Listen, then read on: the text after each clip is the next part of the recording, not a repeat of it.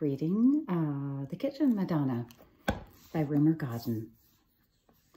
Gregory slipped out next afternoon, although it was Sunday, and went back to the church, borrowing the fare from Marta. But though he rang the repository bell and the old woman helped him to look, there was no sign of the purse. "I'll ask Father McGibbon," said the old woman. "Perhaps somebody gave it in to him."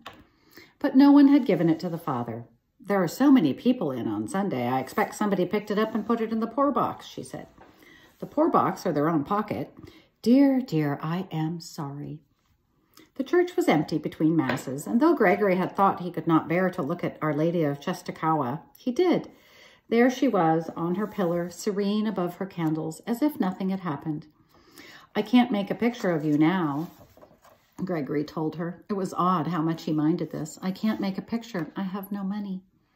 She stayed unmoved above the candles.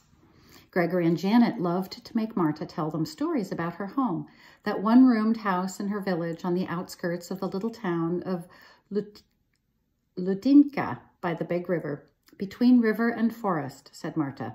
She told them about her mother, who had taught her, while she, Marta, was still a little girl, how to sew and spin and embroider and bake, as well as to cut wood and fetch water and grass and herbs for the goat. Gregory and Janet liked to hear about the goat and the great horse Carrie, which means chestnut, who was part of the family and who steamed when he came in with the sleigh in the snow, and about the baby piglet Marta had brought up in the kitchen. Best of all, they liked to hear about the wolves. "Tell us about the wolves," they would beg. "The wolves were a real and deadly menace," said Gregory, thrilled. Marta had a card in her work basket, which was where, as well as the amber beads, she kept her prayer book, her Sunday earrings, and the amethyst cross her old lady had given to her. The card was for Candlemas. "We don't have cards for that in England," Father said when they told him, and it showed the Virgin Mary going out in the snow with a lighted candle to keep back a pack of wolves from a snowy village. "We prayed that she could keep them away because the wolves, they really come," Marta told the children. "Sometimes the whole town be cut off. Wolves stop all traffic. Wolves get on the roofs, the barn, the stable, and dig thatch up to reach horses and cows. I, in my bed, I tremble," said Marta. "I think they get Carrie, but my father, he make his roof walls strong, strong," said Marta. "The landowners," Marta said, "would hunt the wolves. Make a big hunt. 22 sleighs, good horse to each. Horses must be good," she would emphasize. "Good and obedient. Carrie very good and obedient. 3 men on each sleigh. 1 to guard horse. He only have pistol. The others have guns. Guns with 3 barrels. 1 for bullet, 2 for shots. And as well as guns, pistols, sabers." Marta was getting excited. "And they take a bag. And in bag, 5 or 6 piglet." "Oh, no," cried Janet, quailing. "Not to throw to wolves," Marta assured her. "No, only to make noise. Listen. The men's, they drive sleigh by forest, along forest edge, and presently," said Marta, rolling her R's dramatically, "they see eyes, eyes." "Wolves," whispered Gregory, pressing his hands between his knees in excitement, while Janet crept nearer to Marta. "Wolves," said Marta. "And the men's, they pinch little pigs who squeal. At once, more wolves." Then slowly, slowly, each sleigh he drive further and further away, going away further from forest, and the wolves come after. 200 wolves, 500, 600, some packs 1,000, said Marta. "But you must know when to shoot, and suddenly, leading man, he shoot, bullet." The words crashed into the kitchen so that the children jumped. "Bullet, as each wolf he fall, other wolves devour," said Marta, rising up behind the kitchen table. "And now they taste blood. They come nearer, come and come. When all bullets gone and wolves are nearer, shots. Shot, shot, shot." Marta turned on her heels, firing. "And horses, they go fast. 20, 30, 100 wolves fall. They stop, eat, and come on. Now, so close, only pistol." Marta whipped out an imaginary pistol. "Shoot, shoot, shoot." She shot the frying pan, the plate rack, the sink. Still, wolves come, close up on sleighs. Then saber, cut, cut, cut. Marta's arms whirled, and she hit the saucepans with a clash that made the children leap in their chairs. "More wolves killed by saber than by shot," panted Marta. "Hundreds killed, and then hunt over, and sleighs gallop for home. Ah, that is a hunt," said Marta. Janet had nightmares, and Mother said there must be no more stories about wolves. But in daylight, Janet begged for them. and about Carrie and your mother and your little pig. But there came a day when the children could see Marta had been weeping. She scarcely spoke as she gave them their tea, and they did not speak either. It was a dark, wintry afternoon. The white and metal kitchen shone bleakly, and after tea, Gregory went up to his loft. Usually the loft consoled him. It had been given to him by Father for his own, and Father had made him a drawing table like his architect's one, with a center flap that could lift to a slant. Gregory had a T-square and a case of instruments, a row of shelves for his books and paints, and a deep cupboard where he kept his collections. Above the shelves was his ship picture, a painting of a little ship plowing along in a rough sea under a pale blue sky with cotton wool clouds. The ship's smoke blew backwards, as did a scarlet pennant that streamed across the picture. Gregory loved it as he loved his watch and Rudel. They were his, but this afternoon, they and the loft were no comfort. Gregory kept seeing Marta's face, feeling her silence. She will go away, thought Gregory. Leave us, and we shall have another Tove or Babette. It was not only that. He ached because Marta was unhappy. Rudel seemed to know something was wrong. He went up to Gregory, down to Marta, jumped on Gregory's table and rubbed Gregory's cheek with his crooked ear. Janet had stayed sitting at the kitchen table. She was quite silent, which was extraordinary for Janet. At last she got up and climbed the stairs to the loft. The door was open and she did not knock but went straight in, and for once Gregory did not order her out. In fact, he did not speak at all.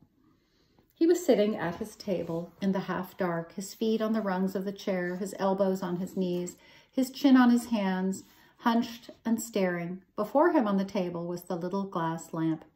Janet stood by him for some time before she said, "If you gave Marta the lamp, it might cheer her up." "A lamp's no good without a dressed-up picture." And Gregory added bitterly, "It was a fool thing to think of giving her one." "It wasn't," said Janet, and Gregory lifted his head. He did not often let his young sister contradict him. "It was if I can't make it," said Gregory. "You can make it." "How can I make it without any money?" "You can make it with think," said Janet. It was not what she meant to say, yet oddly it said what she meant. "How can you make things with think?" asked Gregory. He said it scornfully, but now he came to consider it. That is how things are made. It was as if Janet had opened a little door in his mind, a door that had been shut, and once again he glimpsed the picture. "Stupid, what should I do for silk and velvet?" he asked. Though he had said stupid, the idea had begun to grow. "There are bits of stuff in the rag bag," said Janet. "Not those colors in the picture in the church, but lots of colors, lots of scraps, and we can ask people for more." "And gold lace for crowns?" asked Gregory. "People don't have gold lace." "They do, but it needn't be gold. We could find a bit of white lace and paint it. There's some gold paint left over from Christmas." "Sequins?" "There's an old sequin evening bag in the dressing-up box. We could take a few sequins carefully off that." "Beads?" Gregory brought each new thing out like a challenge. Janet did not know about beads, but "I'll get some," she said. Gregory had not unhunched himself. His spectacles glimmered in the dusk, and he looked around the loft as if he were looking for ideas. Then, "I could take my ship picture out of its frame, paint the frame, and use that," he said. "Your ship's picture frame?" Janet's breath was almost taken away. "Yes, why not?" "You mean you would give it for Marta's Jesus Mary?" asked Janet, astounded. "The frame would look nice," said Gregory, ignoring her, "if I painted it gold." He stopped short and ducked his head again. "But it's no use." "Why is it no use?" "What would we do for a Jesus Mary picture?" Janet had not thought of that. "Could we take one out of a book?" "What book? If we took one out of Father's art books, we should catch it." "No, it's no good," said Gregory. "You have to have a picture before you could even start." He kicked the table leg. "It's no good. Pictures cost money, and we haven't got any money now." "I've got 2 sixpences, offered Janet, who had 2 weeks' pocket money. "I spent the rest." "We can't buy a picture for that," said Gregory with a scorn. There was a dismal silence until, "If you took a picture out of a newspaper, you wouldn't have to buy it, would you?" asked Janet suddenly. "Out of a newspaper?" "Yes, I just remembered. There was a big Jesus Mary in the paper." "In the paper?" "Yes, in the Times." "When?" "Day before yesterday, I think. Or the day before that." "Quick!" Gregory was out of his chair. "Bet you Marta has used it for the fire, or she wrapped up something for the dustbin." "Bound to," said Gregory. But Marta had not. The Times was there in the box in the cupboard under the stairs where old newspapers were kept. Gregory went through one after the other until he found it. He came out of the cupboard looking at the picture. Janet was right. It was a Jesus Mary, or rather a photograph of one. Our Lady of the Unfading Flower, read out Gregory, by Lorenzo Cosimo, late 16th century.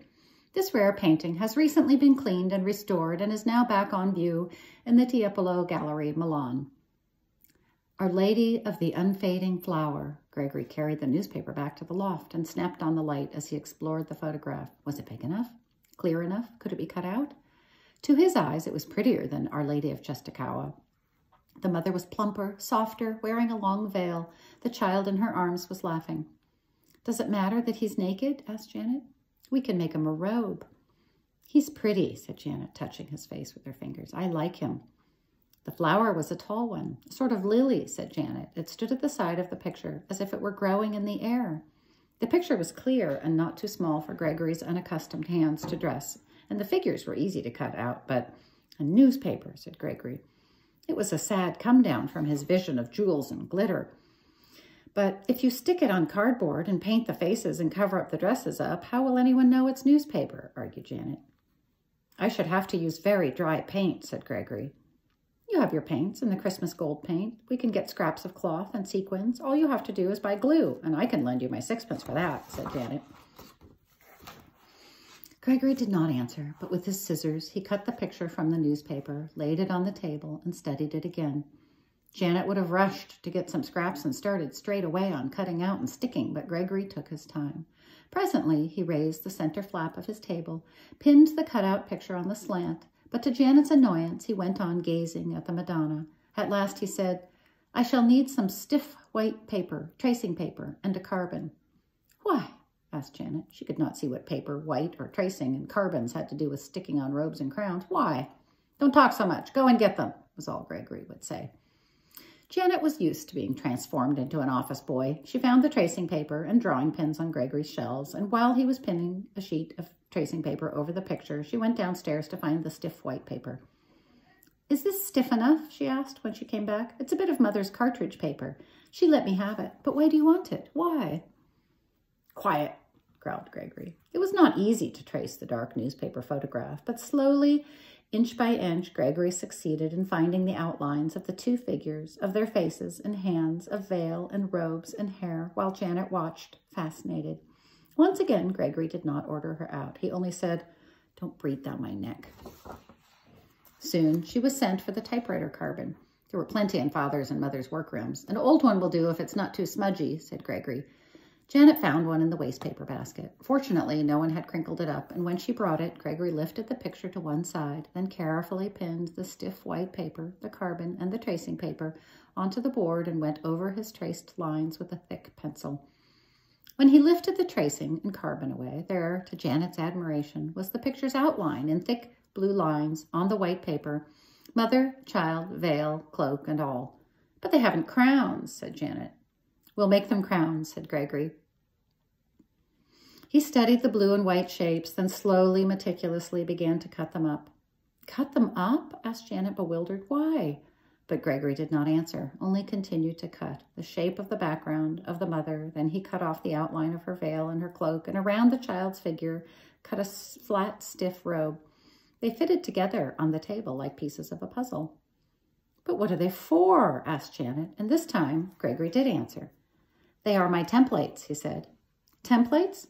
Like Father makes when he wants a pattern, sizes and shapes of what I shall need. You see, we shall have to try pieces of cloth over and over again. These will make their shapes.